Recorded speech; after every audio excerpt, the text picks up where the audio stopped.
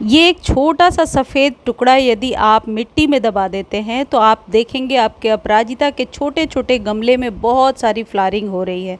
यदि पत्ते इस तरीके से मुड़ रहे हैं या बीजों से आपने पौधा लगाया है और अभी तक फ्लावरिंग शुरू नहीं हुई है, तो ये एक सफ़ेद टुकड़ा आप गमले में दबा दीजिए और इसका रिज़ल्ट बेहतरीन होगा। आप देखेंगे आपके पौधे पर ग्रोथ भी होने लगी है, पौधे में बहुत सारी फ्लावरिंग भी होने लगी है। और ये जो वाइट सफ़ेद टुकड़ा आपको दिख रहा है, ये बहुत ही सस्ती सी चीज़ है और इसका इस्तेमाल करके आप अपने पौधे को कीड़े मकोड़ों से स्लग फ्री कर सकते हैं और किसी भी प्रकार के यदि फंगस वगैरह का अटैक हो रहा है तो उससे भी छुटकारा हो सकता है। अपराजिता के पौधे को हर एक 15 दिनों पे या 10 डेज़ पर फर्टिलाइज़ करने की ज़रूरत होती है, क्योंकि ये गुच्छों में फूल देते हैं, इसलिए इन्हें ज़्यादा आप कह सकते हैं हेवी फीडर होते हैं ये। अभी बरसातों में यदि आप ओपन में रखते हैं तो ये इसकी ग्रोथ बहुत ही तेज़ हो जाती है। अपराजिता यदि ज़मीन में लगा हुआ है तो कोई ज़्यादा केयर करने की ज़रूरत नहीं होती है, क्योंकि ये अपने आप ही क्रीपर हैं, बढ़ते जाते हैं और फ्लावरिंग भी होती जाती है। लेकिन गमले में जब हम इन पौधों को उगाते हैं तो एक उचित खाद पानी का ध्यान रखना होता है। आपको क्या करना होगा, सबसे पहले देखिए ये है फिटकरी।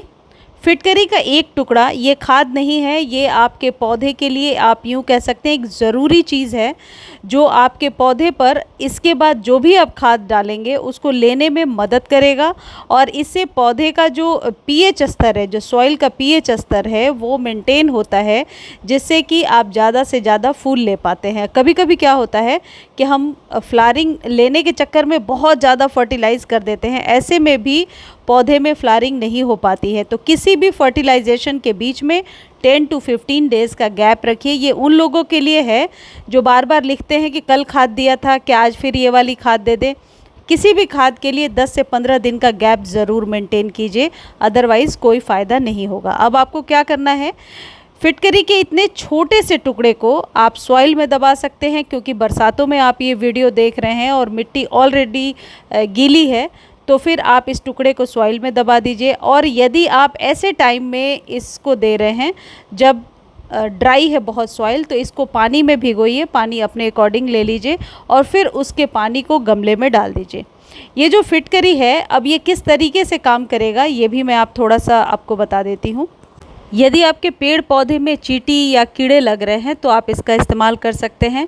इसके लिए आप फिटकरी को गमले के नीचे दबा सकते हैं, जिससे कि चींटियाँ वगैरह भाग जाती हैं और इससे जो पौधा है वो ग्रोथ तो लेगा ही, नए कीड़े मकोड़ों को आने से रोकता भी है। तो ये एक बहुत ही काम की चीज़ होती है और इसका इस्तेमाल बहुत सालों से गार्डन में किया जाता रहा है। ये जो फिटकरी है ये 20 से 25 रुपए में किसी भी ग्रॉसरी शॉप पर आपको मिल जाएगी।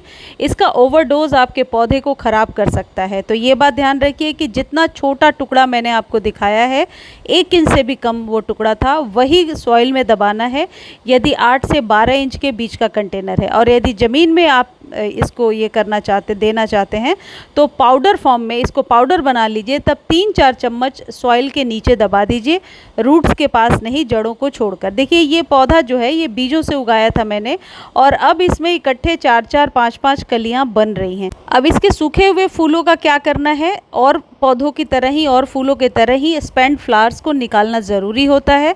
और यदि अपराजिता को बीजों से ग्रो करना चाहते हैं तो अभी भी सही टाइम है, आप ग्रो कर सकते हैं। अपराजिता के बीज आपके ही पौधे में तैयार हो जाते हैं या फिर आप नर्सरी से खरीद सकते हैं। दूसरी जो खाद है, जो यदि आप अपने अपराजिता को अभी देते हैं तो निश्चित तौर पर आप फ्लावरिंग ले पाएंगे, ये है प्लांट ग्रोथ बूस्टर। इसी को देने के बाद से मेरे अपराजिता की ग्रोथ भी होने लगी है और फ्लावरिंग भी होने लगी है। अब इसको आप सभी प्रकार के फूलों वाले पौधों में दे सकते हैं और इससे निश्चित तौर पर फूलों की संख्या बढ़ जाएगी। इसको खरीदने का लिंक डिस्क्रिप्शन में दिया है या फिर आप डायरेक्टली पूछ सकते हैं, मैं लिंक आपको दे दूंगी। इसे एक बार ले लेंगे और 1 लीटर पानी में 3 या 4 बूंद डालने के बाद आप अपने पौधे पर हर एक वीक देंगे तो आप देखेंगे कि फूलों की संख्या भी बढ़ रही है और फ्लावरिंग ज़्यादा होने लगी है। अगली जो खाद है वो है मस्टर्ड केक फर्टिलाइज़र। यदि आप लोग ये सोचकर कंफ्यूज हो रहे हैं कि किस खाद को कब देना है, तो मैं आपको बता दूं कि यदि अभी ये खाद दे रहे हैं तो 7 दिनों या 10 दिनों के बाद ही इसे इसमें कोई और खाद आप डालेंगे। मैं 3 ऑप्शन इसलिए दे रही हूँ कि हो सकता है आपके पास ऑलरेडी ये पड़ा हुआ हो मस्टर्ड केक फर्टिलाइज़र, तो आपको ख़रीदने की ज़रूरत नहीं पड़ेगी और आप इसका इस्तेमाल कर सकते हैं। अभी बरसातों में 1 से 2 चम्मच आप इसे गमले में ड्राई फॉर्म में डाल दीजिए। इसे आप कूट करके या फिर मिक्सर में ग्राइंड करके इसका पाउडर बना सकते हैं। मस्टर्ड केक फर्टिलाइज़र को ईज़िली आप ऑनलाइन ले सकते हैं, लिंक डिस्क्रिप्शन में दे दूँगी।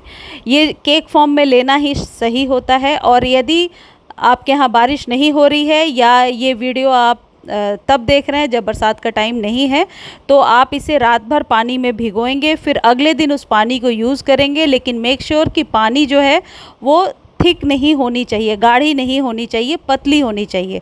और पानी देने के, ये फर्टिलाइज़र देने के पहले जैसे मैं सॉइल आपको दिखा रही हूँ, सॉइल का ड्राई होना ज़रूरी है, तभी आप इस फर्टिलाइज़र को यूज़ करेंगे। लेकिन अभी बरसातों में गीले में भी यदि हल्की गीली है मिट्टी, तो थोड़ी सी गुड़ाई कर दीजिए। थोड़ी मिट्टी सूख जाती है तो 1 से 1.5 चम्मच आप गमले में दे दीजिए।